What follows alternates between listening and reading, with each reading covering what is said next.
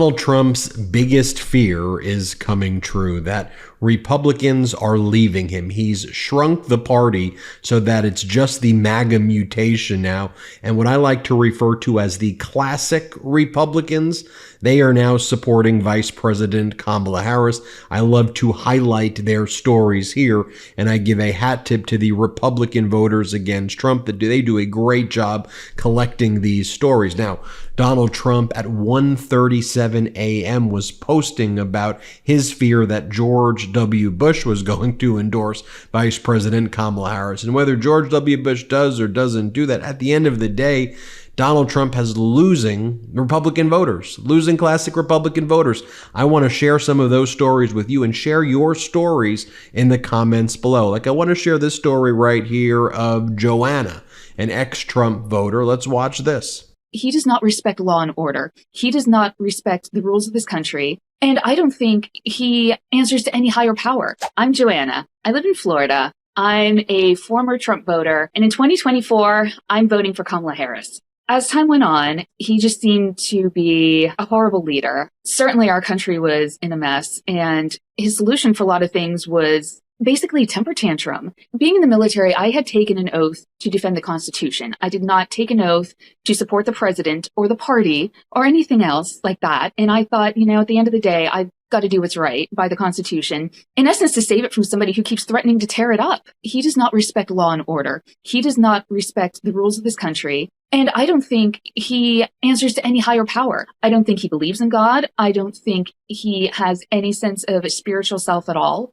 And I think he just finds himself just unchecked by anybody. Whereas I believe Harris, the cabinet picks that they've had in the current administration have been fine. I don't see huge issues with any of them. Again, I might disagree with a lot of them, but they don't seem incompetent in any way. They seem to be getting the job done, whatever the job happens to be.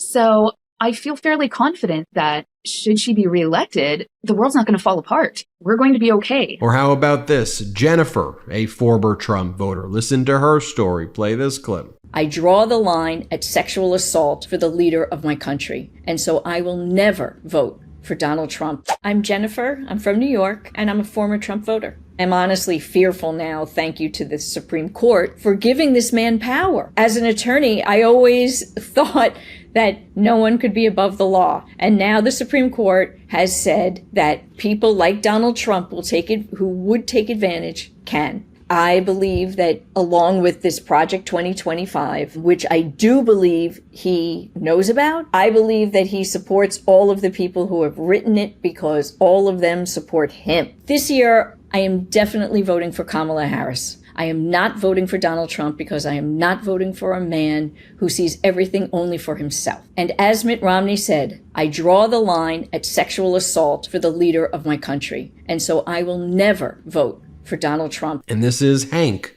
who is a veteran and former Trump voter who will be voting for Vice President Kamala Harris this year. Play this clip. He is a far bigger threat to me than a 4-year Democratic administration under Kamala Harris. So I would vote for her before I would ever vote for him. My name is Hank. I voted for Donald Trump in 2016, and I could never vote for him again. I am a former military officer. I spent 21 years in the U.S. Air Force, and I actually served on the NATO staff. The idea that Trump gave to NATO leaders that he would only support them as long as they wrote a check is pretty much the worst thing you can do for an ally, is to say, I'll be there only if the money is there. We get into these alliances on the basis of supporting one another, mutual defense. And when we choose not to do so, or when we at least give the indication we're not going to do so because the money's not there, then we undermine our position with our allies, and we also undermine our position in the world. I have never voted for a Democrat for president in my voting life. I'm now at a place, however, where I believe the short-term consequences that could be negative from a Democratic candidate are overshadowed by the threat that Donald Trump and the extremist groups that he embraces represent to democracy in our country. He is a far bigger threat to me than a 4-year Democratic administration under Kamala Harris. So I would vote for her before I would ever vote for him. Here is Greg, a former Trump voter who's voting for Kamala Harris. Play this clip. I've watched Donald Trump campaign this year. I'm constantly filled with dread. And as I've watched Kamala Harris, I'm filled with pride. My name's Greg, and I'm from Virginia, and I'm a former Trump voter. Things changed for me on January the 6th, that he did not take action to stop the insurgency and instead sit back and watch that. I knew at that point I couldn't vote for Donald Trump again. It hurt me when I saw him say that he thought that people who joined the military were losers and chumps. I'm excited to vote for Harris this year. And I believe that we can take the United States back to the direction that I want us to go. I've watched Donald Trump campaign this year. I'm constantly filled with dread. And as I've watched Kamala Harris, I'm filled with pride. It makes me so proud to be an American, and I feel optimistic.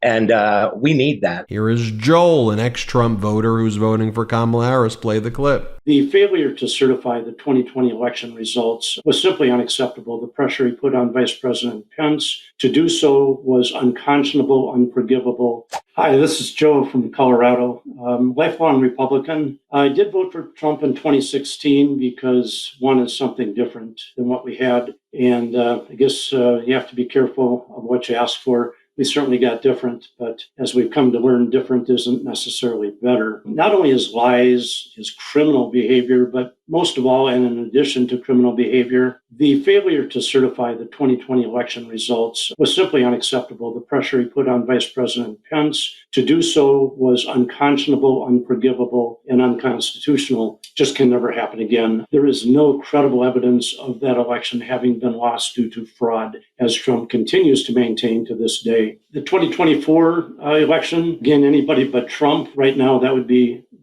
Harris. So at this point, Harris seems like the most likely to defeat him. And for the first time in my life, it looks like I'll be voting Democrat if that's what it comes down to. Never again, Trump. Meet Danny, a former Trump voter from Texas, voting for Kamala Harris. Play this clip. I'm sad for our country that Donald Trump ever served as president. I'm Danny from Texas, and I've always voted for a Republican for president. But I'm not going to vote for Donald Trump this year. And of all of the reasons why, and there are so many, I mean, his character, his ethics, so many people that used to work for him are warning us not to vote for him. Recently, he said that if you vote for me, speaking to a group of Christians, that in 4 years, you'll never have to vote again. Now, what the heck does that mean? Can he give a cogent explanation of that? And now that Joe Biden's out of the race, the other guy that's almost 80 years old should get out of the race, because only some old, out-of-touch guy would say in 4 years you're not going to need to vote again.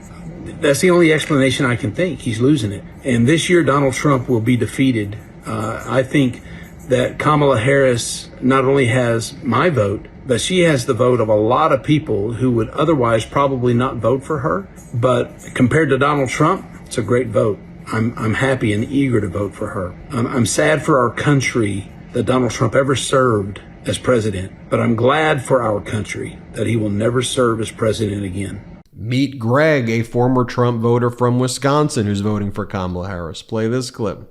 I don't think I'll ever vote for Trump again for anything, not even dog catcher. My name is Greg. I live in Wisconsin, and I am a former Trump voter. He's led people into believing that the Christian nation needs to be in charge, and the First Amendment says the right to choose your own religion. I am a Christian, but I don't think it's my way to say anything about anything other than with my vote. Kamala has a good lead in my vote right now, but I definitely don't want to vote for Trump. He's caused a little divide that everybody's made a bigger divide. We need to come together and be able to work together to get a better country for our youngsters and the children to be born. I don't think I'll ever vote for Trump again for anything, not even dog catcher. And this last clip I want to play, not to even be political at all, but this is Dan Barkoff, a Navy SEAL.